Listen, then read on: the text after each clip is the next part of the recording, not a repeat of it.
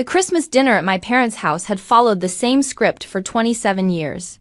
My brother Dylan held court at the head of the table, our parents flanking him like courtiers attending royalty. I sat at the far end, next to my teenage cousin who spent the entire meal on his phone. This year's performance had started before the appetizers arrived. Dylan's promotion to senior vice president at his marketing firm, his new Audi Q7, his vacation home in the Berkshires. Each accomplishment delivered with the precise timing of someone who'd rehearsed in front of a mirror. The compensation package includes stock options, Dylan was saying, swirling his wine like he was in a commercial. We're talking substantial equity participation. 7 figures over the vesting period. Mom clasped her hands together. We're so proud of you, sweetheart, Dad nodded enthusiastically. A senior VP at 34. Remarkable. I cut my prime rib into small, even pieces. The familiar weight of invisibility settled over me like an old coat. Dylan's wife, Melissa, jumped in, her voice bright with practiced enthusiasm. And the company is sending us to Singapore in February. First class, naturally. Dylan's presenting at the Asia-Pacific Marketing Summit. How wonderful, Mom gushed. Our son, the international businessman. Aunt Sarah arrived late, sweeping in with packages and apologies. She was my grandmother's younger sister, recently returned from 5 years in Portugal managing grandmother's estate affairs. She'd missed the last several family Christmases, and her presence created a small disruption in the usual dynamics. Sarah? Mom stood to hug her. We didn't think you'd make it. Wouldn't miss it, Aunt Sarah said warmly, kissing cheeks and distributing gifts. She reached me and pulled me into a tight embrace. Claire, darling, you look wonderful. That color suits you. Thank you, Aunt Sarah. She settled into the seat beside me, the one usually reserved for my cousin's girlfriend who'd canceled last minute. So sorry I'm late. The meeting with the trustees ran long. Year-end distributions. You know how it is? I nodded, though most of the table had already returned their attention to Dylan, who was launching into a story about his boss's holiday party. Aunt Sarah accepted a plate from the server, then turned to me with genuine interest. How's the work at the foundation going? The board was impressed with your quarterly report. It's going well, I said quietly. We distributed $400,000 in educational grants this quarter. The scholarship program is exceeding expectations. That's my girl, Aunt Sarah said, patting my hand. She raised her voice slightly. Claire's doing remarkable work with the charitable foundation. Margaret would be so proud. Mom glanced over briefly. That's nice, dear. Then back to Dylan. Tell us more about the Singapore trip. Aunt Sarah's eyes narrowed, but she said nothing. She ate quietly for a few minutes, listening to Dylan's monologue about airline lounges and hotel suites. Then, during a brief pause when Dylan stopped to take a drink, Aunt Sarah looked directly across the table at me. Claire, are you enjoying the trust your grandmother left you? The $6.2 million is performing beautifully. The trustees mentioned the portfolio is up 18% this year. The wine glass stopped halfway to Dylan's mouth. Melissa's fork clattered against her plate. My mother's face went blank with shock, her mouth forming a small "oh my father's" face drained of color.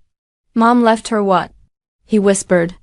I smiled quietly, taking a sip of water as Aunt Sarah added. The reinvestment strategy you approved was brilliant. Conservative but growth-oriented. Margaret chose her trustee well when she picked you to direct the foundation's mission. Dylan set his wine glass down very carefully. I'm sorry, what trust fund? The Margaret Elizabeth Richardson Trust, Aunt Sarah said matter-of-factly, reaching for the salt. Established in 2018, distributed to Claire upon Margaret's death in 2021. Surely you knew? The silence at the table was absolute. Claire has a trust fund. Mom's voice came out strangled. For $6 million? $6.2 million initially, Aunt Sarah corrected. Current value is closer to $7.3 million with the investment growth, plus the foundation endowment, which is separate. That's another $4.8 million specifically for the scholarship and grant programs Claire administers. Dylan's face had gone from pale to blotchy red. Grandmother left her $12 million? Different structures, I said calmly. The trust is mine personally. The foundation endowment is restricted for charitable purposes. I don't have access to that money for personal use. Just the 7 million, Dylan said flatly. 7.3, Aunt Sarah corrected cheerfully. Give or take. The markets have been volatile. My father looked like he might be sick. Mother never mentioned this. Of course she did, Aunt Sarah said, her tone sharpening. Margaret talked about it constantly. She established the trust specifically because Claire was the only one who visited her in the nursing home.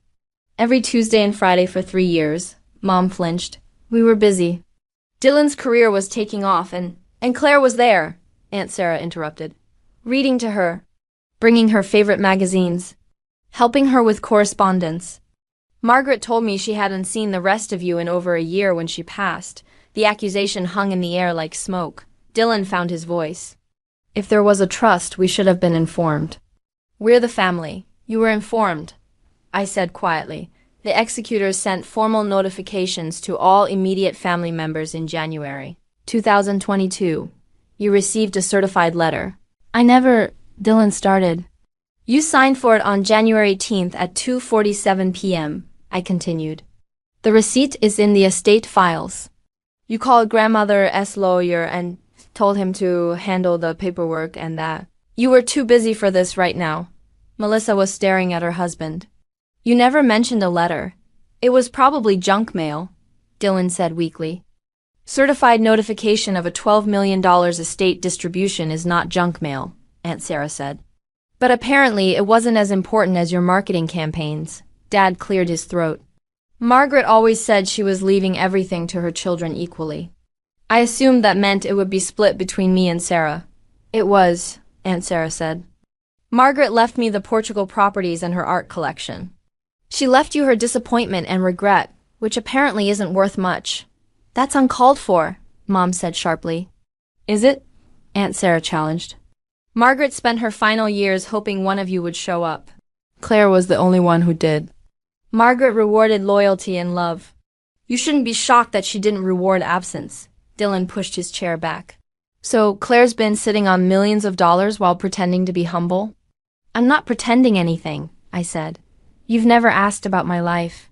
If you had, you know I've been running the foundation for 3 years. It's public record. We file tax returns. We have a website. You work at a nonprofit, Mom said. You told us you worked at a nonprofit. I run a nonprofit, I corrected. The Margaret Richardson Foundation for Educational Advancement. Last year, we provided full scholarships to 47 students. We funded after-school programs in 12 underserved communities. We partnered with 3 universities to create mentorship initiatives. Aunt Sarah smiled. The foundation won the Governor's Award for Philanthropic Excellence in November. Claire accepted it at a ceremony with over 500 attendees. We weren't invited, Dad said. You were invited, I said quietly. I sent formal invitations to both of you and to Dylan and Melissa. I got no responses. Melissa had gone very quiet, her face pale. I saw that invitation. Dylan threw it away. He said you were probably exaggerating your role for attention. Dylan shot her a furious look. My cousin, who'd been silent throughout dinner, suddenly spoke up. I follow the foundation on Instagram. Claire's always posting about the scholarship recipients. It's really cool. You follow her on Instagram? Mom said, as if this were the most shocking revelation of the evening. Yeah, my cousin said with a shrug. She does good work. Last month she helped a kid from my school get a full ride to MIT. The table fell silent again. Aunt Sarah served herself more green beans. Margaret knew exactly what she was doing. She watched Claire give 3 years of her life to visiting an old woman in a nursing home. She watched the rest of you ignore every invitation to visit, every phone call, every birthday card. She made her decision accordingly. It's not about the money, Dylan said, but his voice lacked conviction. Isn't it? Aunt Sarah asked. Because you seem quite upset about money you think should have been yours, despite doing nothing to earn it. She was our grandmother, Dylan said. And you treated her like she was already dead, I said quietly. Everyone turned to look at me. She used to tell me she understood everyone was busy. But then she'd decry after I left because another week had gone by without a phone call from her son. Another month without seeing her grandson. Dad's hands were shaking. She never told me she called you 47 times in her last year, I said. I know because I was there when she made the calls. You answered 6 times. The conversations averaged 90 seconds. Mom had tears in her eyes. We didn't realize that she was lonely, that she was dying, that she wanted her family. My voice remained calm, but each word landed with precision. What didn't you realize, exactly? The doorbell rang. Mom practically ran to answer it, grateful for the interruption. She returned with more family members, my uncle and his wife, my 2 younger cousins. They joined the table, immediately sensing the tension but unsure of its source. Dylan's face was still red, his jaw clenched. Dad stared at his plate. Mom kept dabbing at her eyes with her napkin. Aunt Sarah, unbothered, turned to my uncle. Thomas, have you been following Claire's work with the foundation? And just like that, she redirected the conversation. My uncle, thankfully, had been following the foundation. He asked intelligent questions about our funding strategies, our selection criteria for scholarship recipients, our long-term goals. I answered, aware of my parents and brother listening with what might have been attention for the first time in years. The goal is sustainability, I explained. Grandmother wanted the foundation to exist in perpetuity. We're building partnerships with universities and corporations to match our grants. For every dollar we give, we're securing 2 more in matching funds. Smart, my uncle said. Margaret would approve. Margaret did approve, Aunt Sarah interjected. She worked with Claire on the initial structure for 2 years before she passed. They'd have meetings every Tuesday afternoon. Margaret said it was the best 2 hours of her week. I remembered those meetings. Grandmother in her wheelchair by the window, her mind still sharp even as her body failed. She'd quiz me on investment strategies, on charitable giving best practices, on how to measure impact rather than just distributing money.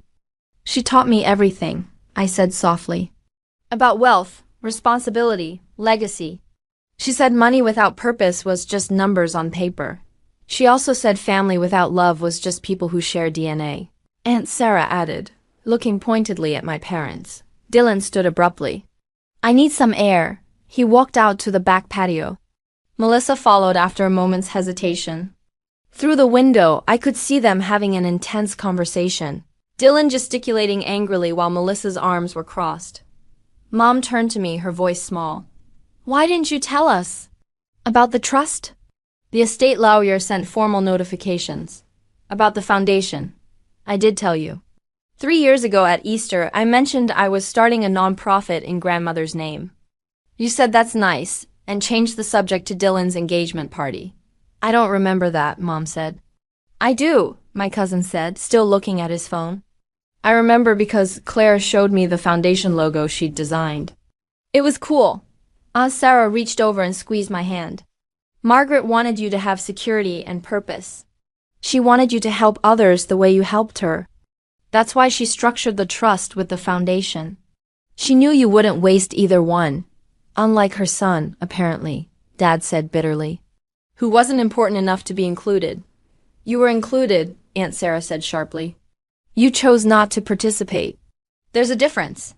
Dessert appeared pies and cakes that no one seemed interested in eating. Dylan and Melissa returned from outside, both looking subdued. Dylan didn't sit back down. We're leaving, he announced.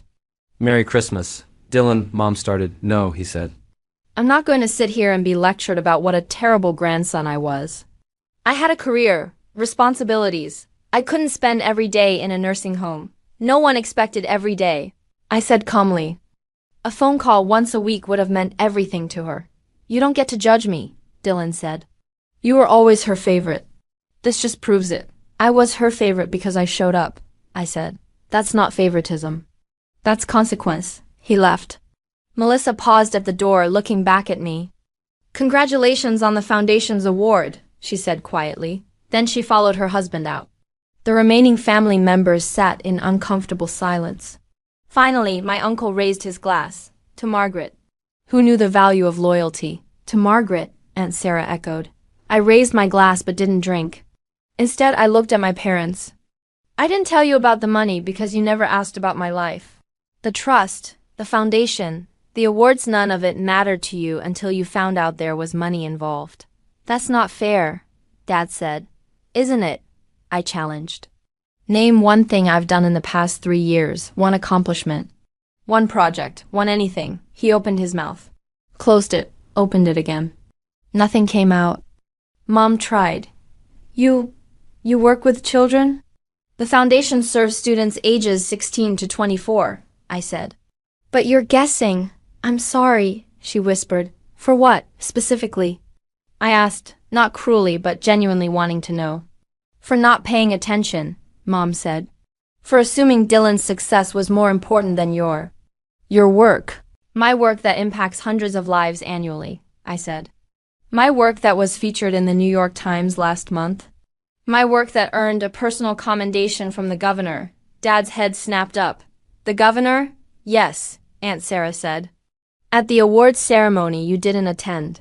Governor Martinez specifically praised Claire's innovative approach to educational equity. We didn't know, Dad said. You didn't ask, I corrected. The truth of it settled over the table like snow, cold, quiet, undeniable. My younger cousins started clearing plates, grateful for something to do. The noise of dishes and silverware filled the silence.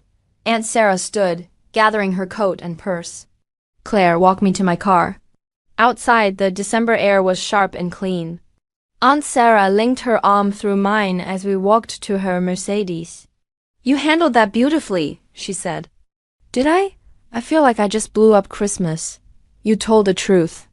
If that blows up Christmas, the holiday was already broken. She pulled out her keys, then paused. Your grandmother left me a letter to give you when I thought you were ready. I think that moment might be now. She handed me an envelope, thick cream paper with my name in grandmother's elegant script. Don't read it here, Aunt Sarah advised. Read it when you're home in private, but know that she was so proud of you. So incredibly proud, she kissed my cheek and drove away, leaving me standing in the driveway with the letter in my hands. Inside, I could hear voices, my parents, my uncle. The conversation was subdued but ongoing. I walked back in to find Mom crying quietly while Dad sat beside her, his arm around her shoulders. They looked up when I entered. Claire, Dad said, can we talk? We are talking, I said. I mean really talk about your grandmother. About the foundation. About everything we missed. I sat down across from them. Okay, I was jealous, Dad admitted. Of how close you and Mom were. She and I never had that relationship. She was always disappointed in me, I thought. Disappointed I wasn't more ambitious, more successful, so I threw myself into Dylan's success. Made it mine. She wasn't disappointed in your success, I said. She was disappointed in your absence. He nodded slowly. I see that now. Too late, but I see it. It's not too late, I said. Not for everything. The foundation is ongoing. Grandmother's legacy is ongoing. You could be part of it. How? Mom asked. The foundation board has 2 open positions. We meet quarterly. We review grant applications, set strategic priorities, evaluate impact. It's real work, not ceremonial.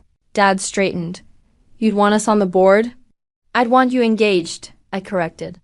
If you're willing to actually participate, not just show up for appearances, we'll participate, Mom said firmly. I promise. Promises aren't enough, I said gently. Grandmother had a lifetime of promises from people who didn't follow through. I need commitment. You'll have it, Dad said. Whatever it takes. I pulled out my phone and opened my calendar. First board meeting is January 15th, 10 a.m. It's a 4-hour session. We'll be reviewing 43 scholarship applications and voting on our spring grant allocations. We'll be there, Mom said. Both of us, Dad confirmed. I sent them the calendar invitation. Both of their phones chimed simultaneously. Read the board materials before the meeting, I said. Come prepared with questions. These students' futures are at stake. This isn't a hobby. Understood, Dad said. We sat there for a moment, the weight of the evening settling around us. Dylan's not going to like this, Mom finally said. Dylan doesn't have to like it, I said. This isn't about him. He's going to feel excluded, she worried. He excluded himself, I said.